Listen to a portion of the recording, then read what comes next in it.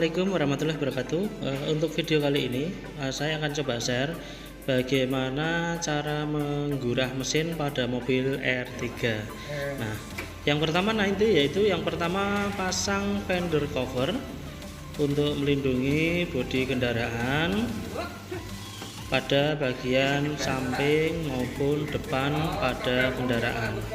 Nah, yang kedua yaitu selanjutnya buka filter udara dengan membuka kedua baut dengan menggunakan kunci shock ya, lalu angkat filter udara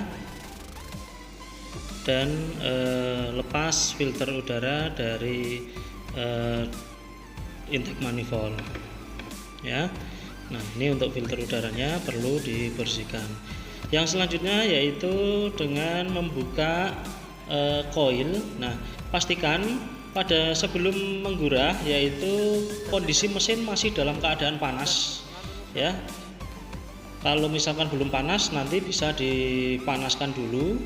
Hal ini berfungsi untuk mempermudah dalam pelarutan kerak atau karbon pada ruang bakar ya.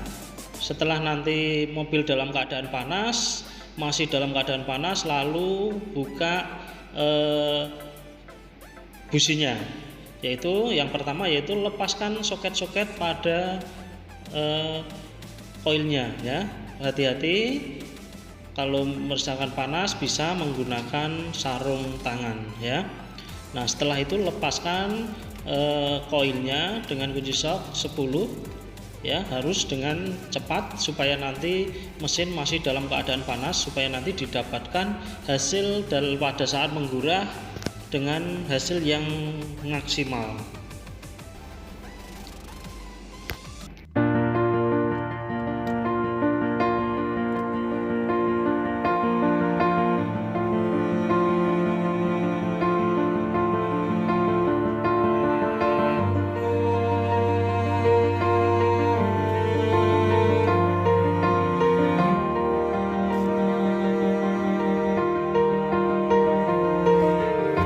Setelah koil terlepas, selanjutnya yaitu dengan melepas busi dengan menggunakan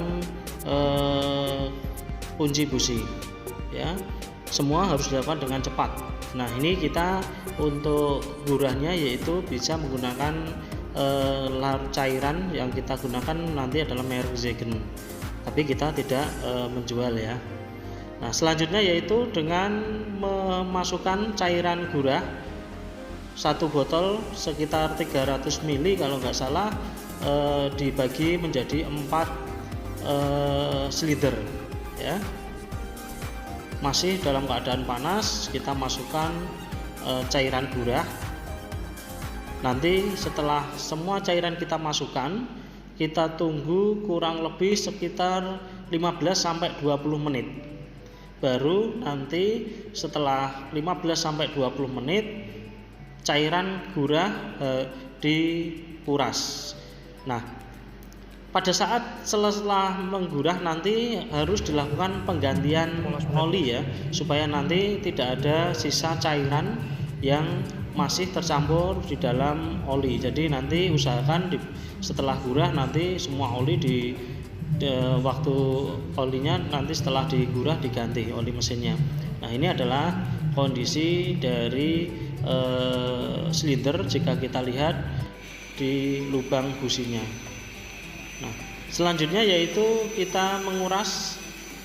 Kalau sudah ditunggu 20 menit kita kuras dengan memasukkan selang penyedotnya ke dalam silinder pada lubang busi. Kita kuras, kita sedot supaya nanti semua kotoran yang ada pada lubang silinder nanti akan bersih. Nah, efek dari gurah nanti yang pertama ruang bakar menjadi bisa bersih, silindernya bersih, sehingga nanti akan menambah performa kendaraan, terutama nanti akan mengurangi. Nah, dari sini bisa kita lihat jadi kotoran yang berasal dari silinder, dari ruang bakar semua akan tersedot oleh cairan yang tadi untuk melarutkan kerak-keraknya, semua akan tersedot ke dalam alat tersebut. Nah, ini hasilnya. Jadi kalau kita lihat di situ pistonnya bisa menjadi bersih putih ya. Nah, lalu yang langkah selanjutnya yaitu mengetes apakah masih ada cairan di dalam atau kotoran di dalam silinder atau tidak, yaitu dengan cara menaruh kertas bisa koran ataupun kertas di atasnya lubang busi, nanti grease starter. Nah, ini kondisinya sangat bersih, jadi sekarang sudah bersih dan tidak ada kotoran lagi, hampir tidak ada kotoran lagi di dalam ruang bakar.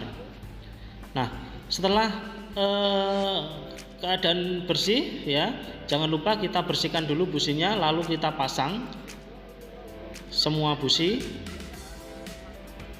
Kebalikan pada saat membongkar ya. Jadi hati-hati dalam pengencangan busi, jangan sampai nanti putus di dalam ataupun terlalu kencang ya, sehingga nanti waktu mengendorkan nanti busi bisa putus ya. Kita berikan pengencangan yang sesuai, jangan terlalu kencang dan juga tidak boleh kendor ya. Selanjutnya yaitu pasang koil, keempat koil pada dudukannya dan pasang baut pengikat pada koil dengan menggunakan kunci shock.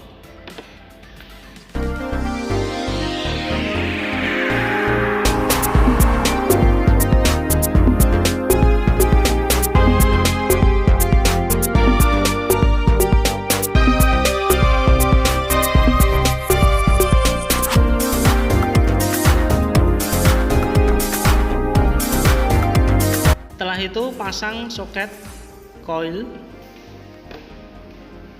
pasang semuanya, jangan sampai nanti posisinya kendor ya, sampai ada terdengar suara bunyi klik.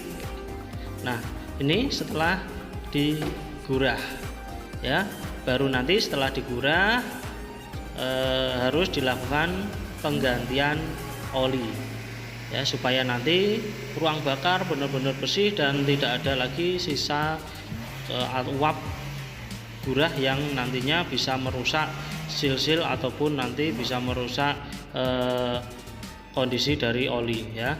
Baiknya diganti antara oli dengan filternya. Nah, untuk penggantian oli bisa dilihat yaitu dengan menggunakan kunci shock seperti itu, lalu dikendorkan sampai nanti oli benar-benar bersih, lalu diisi oli yang baru. Nah, sebelum mengganti oli, usahakan mesin dihidupkan dulu beberapa menit, lalu baru dikuras olinya, supaya nanti oli yang keluar benar-benar bersih dan tidak ada lagi sisa-sisa dari